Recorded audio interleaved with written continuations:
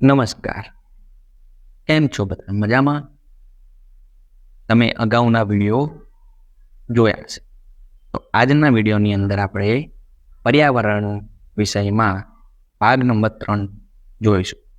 તો ફટાફટ આ વિડીયોને લાઈક, શેર અને ચેનલને સબસ્ક્રાઈબ કરી દો. એટલે આવા વિડીયો હજુ પણ તમને મળતા રહે. તો ચાલો હવે પરીક્ષાની તૈયારી માટે પ્રશ્નો જોઈએ. પહેલો પ્રશ્ન છે તમારી સામે. અમદાવાદની નજીકના ગામડામાં નીચેનામાંથી પાણીનો કયો સ્ત્રોત જોવા મળતો નથી? આપણે અમદાવાદમાં રહેતા હોય અને ગામડાઓમાં જે અહીંયા ઓપ્શન આપેલા છે એમાંથી કયો સ્ત્રોત જોવા મળતો નથી? તો ઓપ્શન છે કૂવો, નળ, સાગર, તળાવ. અમદાવાદથી નજીક આપણે જોઈએ તો સાગર આપણે અહીંયા જોવા મળતા નથી. તો જવાબ છે સાગર. સાગર એટલે કે દરિયો. બીજો પ્રશ્ન છે, નીચેનામાંથી કયા સાધનમાં સૌથી વધારે પાણી સમાય? તમે બધા પાણી અલગ અલગ પાત્રોમાં લેતા હશો. તો અહીંયા જે આપેલા છે ઓપ્શન, એમાંથી કયા પાત્રમાં સૌથી વધારે પાણી સમાય? તો ઓપ્શન છે લોટો, જગ, ડોલ અને ગ્લાસ. તમે આ બધી વસ્તુનો ઉપયોગ કરતા હશો અને તમને ખ્યાલ હશે કે સૌથી વધારે પાણી સમાય છે ડોલની અંદર. આગળનો પ્રશ્ન છે, પાણીનો મુખ્ય સ્ત્રોત કયો છે? પાણી આપણને દરેક રીતે મળે છે, પણ એનો મુખ્ય કે જે મેન જગ્યા છે એ એનો સ્ત્રોત કહેવાય, એ કયો છે? તો ઓપ્શન છે વરસાદ, કૂવો, તળાવ, નદી. તો તમને બધાને ખ્યાલ છે કે કૂવો, તળાવ, નદીની અંદર તો પાણી હોય જ છે, પણ એનો મેન સ્ત્રોત હોય છે વરસાદ. અહીંયા જે પ્રશ્ન આપ્યો છે એમાં એવું કહે છે કે નીચેનામાંથી શું અલગ પડે છે?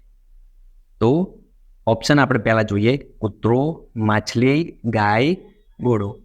તો અહીંયા આપણે ચારે ચાર ઓપ્શન જોઈએ, તેમાં તમને ખ્યાલ આવશે કે પ્રાણીઓ, અને જે પ્રાણીઓની અંદર જે અલગ પડતું હોય છે એ છે માછલી, કારણ કે માછલી પાણીમાં રહે છે. તો શું અલગ પડે છે?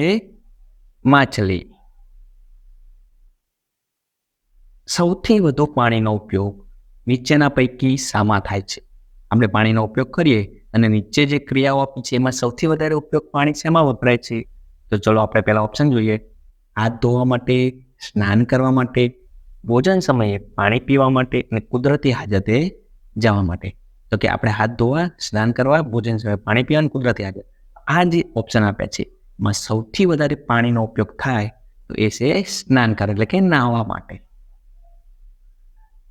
નીચેનામાંથી કયા કાર્ય માટે પાણી જરૂરી નથી?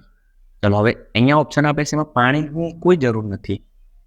તો અહીંયા જે ઓપ્શન આપે છે એમાં આપણે જોઈએ, પીવા માટે, હાથ ધોવા માટે, સાયકલ ચલાવવા માટે અને વાસણ ધોવા માટે. તો આપણે બધાને ખ્યાલ છે કે સાયકલ ચલાવવા માટે કોઈ પાણીની જરૂર નથી. આપણે માટલામાંથી પાણી શાના વડે લેવું જોઈએ? આપણા ઘરે માટલો ભરેલું હોય તો શેના વડે પાણી લેવું જોઈએ? તો અહીંયા આપણે ઓપ્શન આપ્યા છે જગ વડે, ચંબુ વડે, ગ્લાસ વડે, ડોયા વડે. તમે બધા પાણી લેતા હશો, ઘણા બાળકો પાણી ગ્લાસ વડે લેતા હશે, પણ એનાથી પાણી ગંદુ થવાની સંભાવના, કારણ કે તમારો હાથ પણ અંદર ડૂબે છે. તો આપણે પાણી શેના વડે લેવું જોઈએ?